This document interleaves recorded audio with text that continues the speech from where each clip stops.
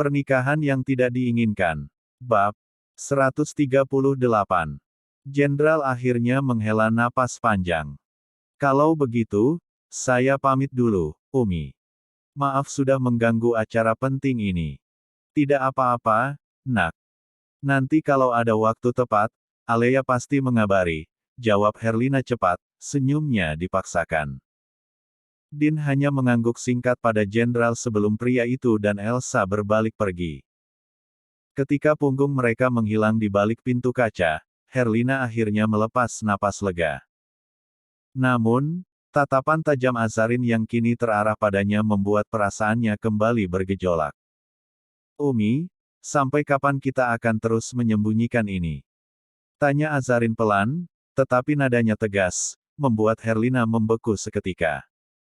Sampai kakakmu bebas, kata Herlina, lalu menatap ke arah bunga. Dulu, kakakmu yang selalu mengejar perhatian jenderal, tetapi jenderal seolah tak pernah ada, meski raganya berada di samping Alea. Tapi sekarang, jenderal mencari kakakmu dengan sadar. Ini impian kakakmu, bukan? Apa Umi tega menghancurkan impiannya? Ujar Herlina bergetar. 2. Acara lamaran telah usai, tamu-tamu perlahan mulai membubarkan diri. Hanya tersisa beberapa orang di dapur yang masih sibuk merapikan peralatan makan dan membereskan sisa-sisa hidangan. Rumah Azarin mulai kembali sunyi, tetapi suasana di ruang tamu masih terasa serius. Din dan kedua orang tuanya belum beranjak pulang. Mereka tengah membahas kelanjutan acara, termasuk penetapan tanggal pasti pernikahan. Sebelumnya, Herlina memang sudah mengusulkan tanggal awal bulan, sekitar tanggal 6, tetapi Pak Argatama, ayah Din, ingin memastikannya langsung sore itu. Sudah pasti ya, tanggalnya? Tanya pria parubaya itu sambil menatap anak dan calon menantunya bergantian. Azarin dan Din kompak mengangguk. Mereka memang sudah sepakat sejak awal. Namun, sebelum mendengar sang ayah berkata, Din pun segera berbicara.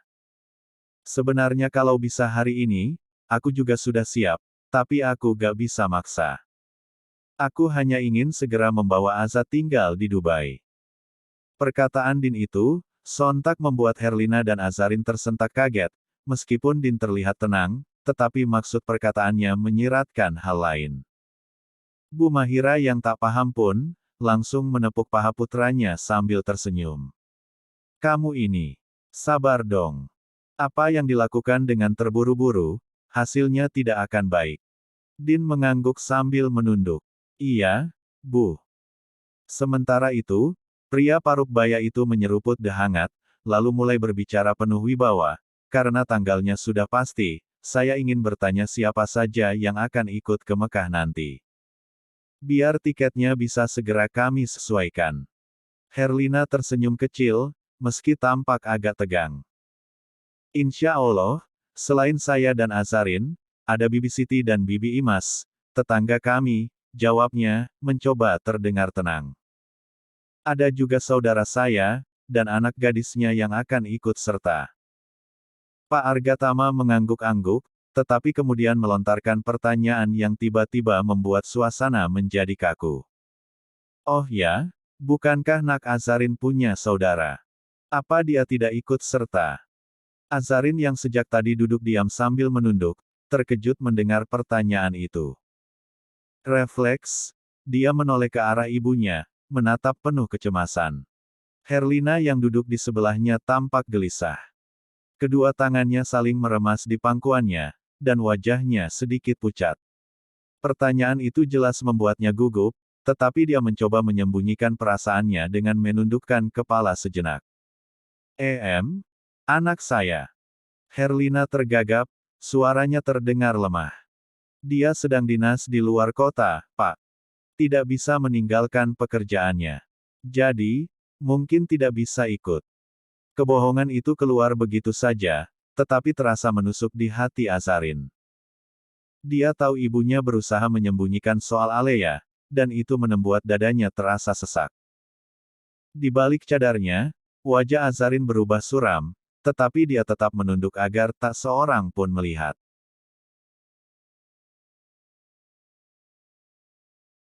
Din yang duduk di seberang Azarin segera menangkap perubahan suasana. Sorot matanya bergeser pada calon istrinya yang tampak diam 1000 bahasa. Dia tahu ada sesuatu yang mengganjal, tetapi tidak ingin memperkeruh suasana di depan orang tuanya. Dia hanya menghela napas perlahan, menahan diri untuk tidak bertanya saat itu juga. Pak Argatama mengangguk kecil mendengar alasan Herlina. Oh, saya mengerti. Tentu pekerjaan adalah 3. Tanggung jawab yang harus dijalankan. Suaranya terdengar bijaksana, seolah tidak ingin menambah beban bagi Herlina maupun Azarin. Setelah itu, pembicaraan beralih ke teknis acara pernikahan di Mekah. Pak Argatama menjelaskan rencana mereka dengan tenang. Pernikahan akan dilaksanakan terlebih dahulu, sebelum kita melanjutkan ibadah umrah bersama. Dengan begitu, semuanya bisa berjalan sesuai rencana, tanpa mengganggu prosesi ibadah. Herlina mengangguk patuh. Insya Allah, kami setuju dengan rencana itu, Pak, jawabnya singkat, meski pikirannya masih terganggu oleh kebohongan yang baru saja dia lontarkan. Pak Argatama tersenyum tipis sebelum melanjutkan, kali ini dengan nada lebih ringan. Oh ya, soal mahar, Din sudah memutuskan semuanya sendiri. Kami sebagai orang tua hanya mendukung. Dia tidak ingin melibatkan kami, karena katanya ini adalah tanggung jawabnya sebagai calon suami. Alhamdulillah, Pak. Saya juga tidak mempermasalahkan mahar. Sen mampunya saja, asal tidak merendahkan putriku, kata Herlina sambil tersenyum. Dia melirik Azarin yang masih menunduk dan memilin ujung hijabnya. Ada rasa bersalah melihat putrinya yang terlihat tak ada semangat. Untuk Nak Azarin sendiri, apa ada yang ingin disampaikan? Tanya Pak Argatama dengan suara lembut. Sorot matanya tertuju pada calon menantunya yang sejak tadi lebih banyak diam. Azarin yang semula menunduk perlahan mengangkat wajahnya. Tatapannya singkat mengarah pada pria parubaya itu sebelum dia menggeleng pelan. Tidak ada, Pak. Alhamdulillah, Mas Din selalu memberikan yang terbaik tanpa aku minta. Suaranya terdengar tulus, meski sedikit bergetar. Sesaat, dia melirik ke arah Din, lalu kembali menundukkan pandangannya. Pak Argatama tersenyum kecil, mengangguk paham, lalu melanjutkan, apa kalian ada rencana untuk mengadakan resepsi? Jika iya, alangkah baiknya kita bicarakan sekarang, agar semuanya bisa dipersiapkan dengan matang. Din, yang sejak tadi mendengarkan dengan saksama, melirik Azarin sebelum menjawab. Wajahnya terlihat sedikit tegang. Soal resepsi, kami memang belum membahasnya, Pak, karena dia menarik napas dalam, mengumpulkan keberanian untuk melanjutkan. Akhir-akhir ini, terlalu banyak kejadian mengejutkan di sekitar kami berdua. Azarin melirik Din sejenak, menyadari nada suaranya yang menekankan sesuatu. Namun, dia tetap memilih diam, membiarkan Din menyelesaikan kalimatnya. Din menghela napas perlahan, lalu melanjutkan, mungkin kami butuh waktu untuk mendiskusikannya lagi, Pak. Resepsi bukan hal yang sederhana, dan aku ingin memastikan semuanya sesuai keinginan Azarin juga. Pak Argatama mendengarkan dengan bijak. Dis kembali mengangguk, senyumnya tak pernah luntur dari wajahnya. Iya, itu keputusan yang bijak. Kalian memang harus banyak berkomunikasi. Pernikahan tidak hanya tentang satu pihak, tetapi melibatkan dua hati dan dua keluarga. Namun, nada suaranya sedikit berubah menjadi serius ketika ia menambahkan, tapi, Papa ingin mengingatkan satu hal penting. Meskipun kalian sudah terikat secara janji, tetap jaga adab dan jarak. Apalagi kamu, Din. Jangan terlalu sering berkunjung ke rumah Azarin sebelum waktunya. Jaga kesucian hubungan kalian. Din menunduk hormat, menghormati nasihat ayahnya. Insya Allah, Pak. Saya akan selalu menjaga itu. Azarin hanya mengangguk kecil, merasa lega sekaligus terharu mendengar bagaimana Din menjunjung tinggi nilai-nilai dalam hubungan mereka.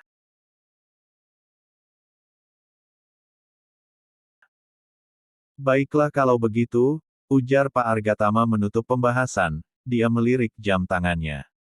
Sebelum 4. Terlalu sore, saya dan keluarga pamit. Kalau ada yang ingin keluarga Bu Herlina ingin bahas, bisa kabari istri saya. Nanti kita adakan pertemuan keluarga. Begitu juga Nak Aza, tidak perlu sungkan untuk mengatakan apapun sama Din, dan juga Ibu. Herlina dan Azarin sama-sama mengangguk. Iya, Pak, kata Azarin. Pembicaraan kedua keluarga akhirnya selesai, dan pihak laki-laki segera berpamitan. Namun, kali ini Alina tidak ikut kembali ke hotel bersama keluarga Din. Dia malah tertidur pulas di kamar Azarin.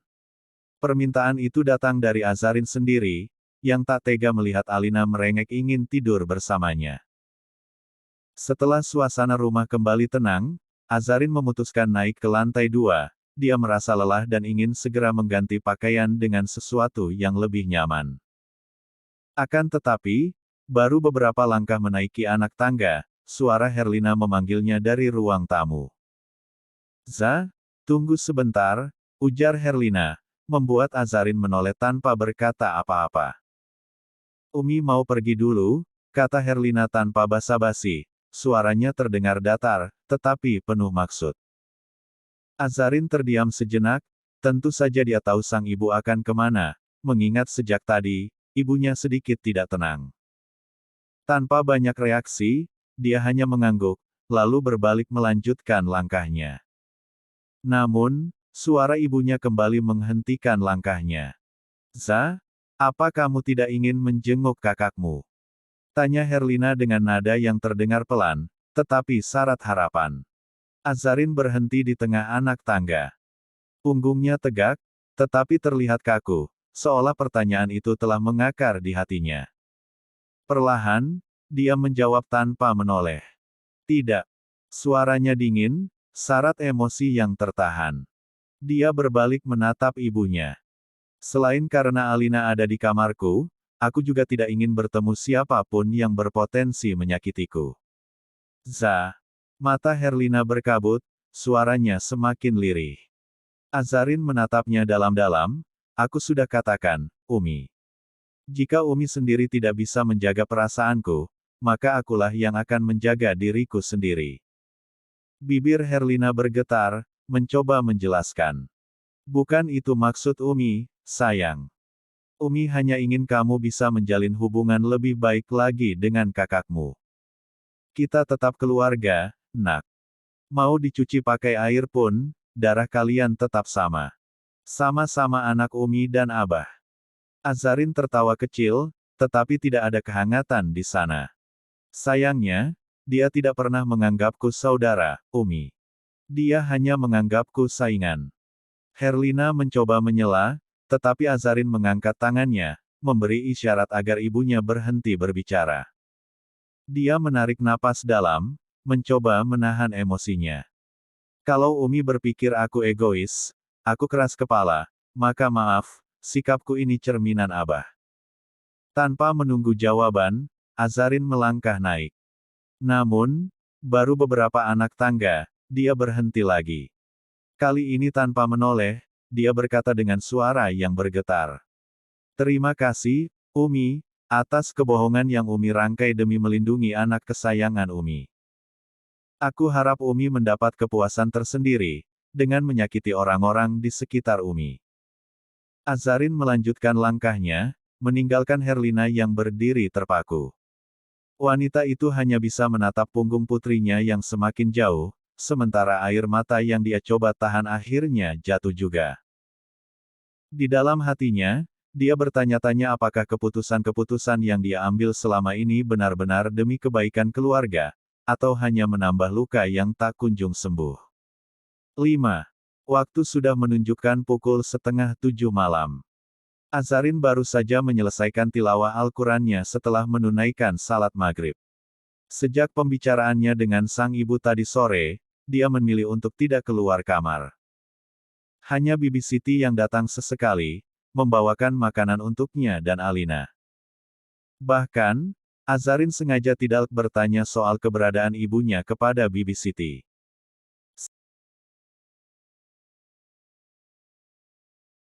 Sayang, bangun ya. Udah dari tadi loh bobonya, bisik Azarin lembut sembari mengecup pipi Alina. Gadis kecil itu sudah tertidur sejak sore dan hingga malam tiba belum juga bangun, meskipun Azarin sudah beberapa kali membangunkannya. Alina hanya menggeliat kecil, tetapi matanya masih enggan terbuka. Azarin menghela napas pelan. Tak ingin memaksa, dia pun membenarkan selimut Alina ketika dering ponsel memecah keheningan. Diraihnya ponsel di atas nakas, dan layar menunjukkan nama Din. Tanpa berpikir panjang, dia menggeser tombol hijau. Assalamualaikum, Mas, sapanya lembut, meski nada suaranya terdengar lelah. Waalaikumsalam, calon istri. Gimana? Alina rewel gak? Kalau rewel, aku jemput sekarang. Suara Din terdengar tenang, tetapi jelas ada nada perhatian di sana. Azarin tersenyum kecil. Gak rewel, Mas. Ini saja masih tidur. Kayaknya dia kecapean banget. Dia melirik Alina dengan tatapan penuh kasih. Alhamdulillah kalau begitu. Tapi kalau rewel, bilang ya. Biar aku jemput. Azarin tertawa pelan. Astagfirullah, Mas.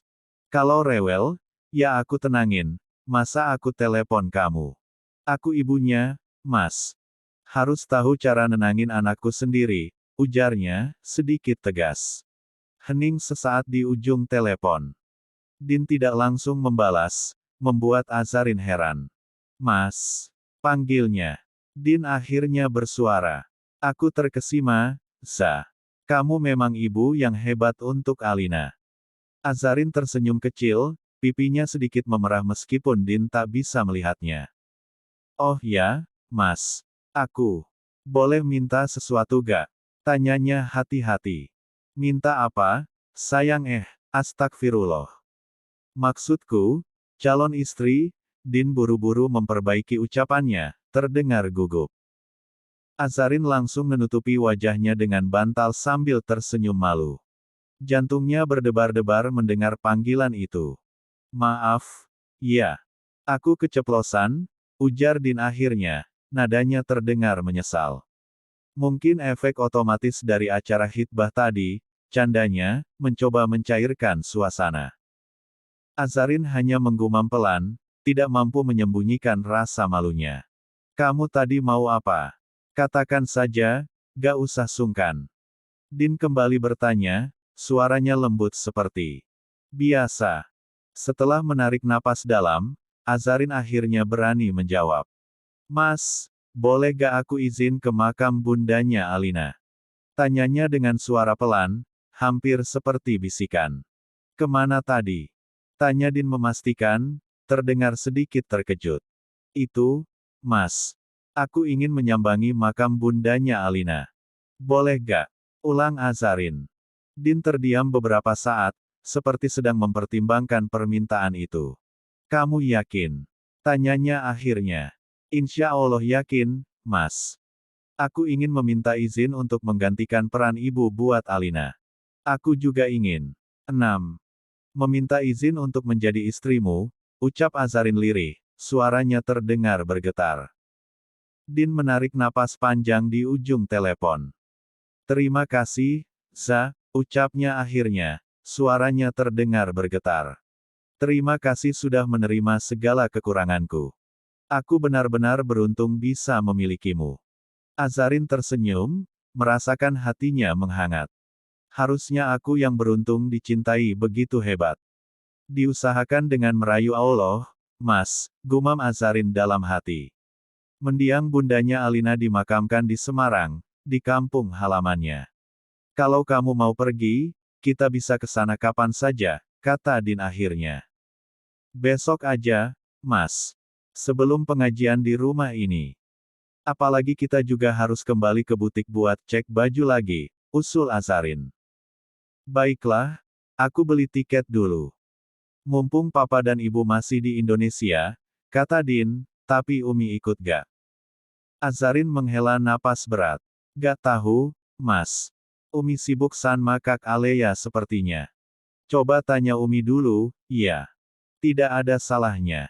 Siapa tahu beliau mau ikut, katanya bijak. Azarin menghela napas pelan. Baik, nanti aku tanyakan dulu ke Umi. Setelah mengucapkan salam, sambungan telepon pun berakhir. Azarin menatap Alina yang masih terlelap, kemudian mendesah. Dia meletakkan ponselnya di atas nakas, lalu bergegas keluar kamar. Begitu tiba di lantai 1, Azarin tak membutuhkan waktu lama untuk mencari sang ibu. Dari suaranya, berasal dari ruang tamu, entah dengan siapa sang ibu berbicara. Dengan mantap Azarin melangkah, tetapi hanya sampai di sudut lemari hias, dia menguping dari balik lemari, mengingat dia tak menggunakan cadar. Suara lawan bicara ibunya sudah lebih jelas, seorang wanita juga. Apa ibu yakin? Pertanyaan dari tamu itu, membuat Azarin mengerutkan kening. Terdengar helaan napas berat Herlina. Yakin, Bu. Hanya itu jalan satu-satunya. Uang hasil jual tanah warisan suami saya, akan saya gunakan untuk jaminan putriku yang ditahan sekarang. Mata Azarin terbelalak lebar, napasnya tertahan sejenak seolah aliran darahnya berhenti mengalir, hingga sekujur tubuhnya terasa dingin. Masalahnya tanah ini, pernah diamanatkan oleh suami ibu saat mendatangi notaris waktu itu. Tanahnya untuk 2 anaknya.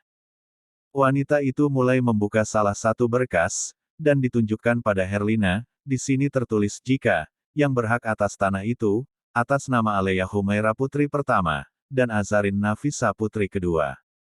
Tanpa tanda tangan persetujuan keduanya, ibu tidak bisa menjual. Karena tanah itu, masih menggunakan satu sertifikat. Mata Herlina mulai berkabut, hatinya semakin merasakan sesak. Kalau begitu, tanah saya sendiri yang akan saya jual. Tolong bantu surat-suratnya, putus Herlina dengan lirih. Niat Azarin ingin menyampaikan, mendadak urung. Dia bergegas kembali ke kamarnya, sambil berusaha menahan tangis di tengah gemuruh kecewa di hatinya.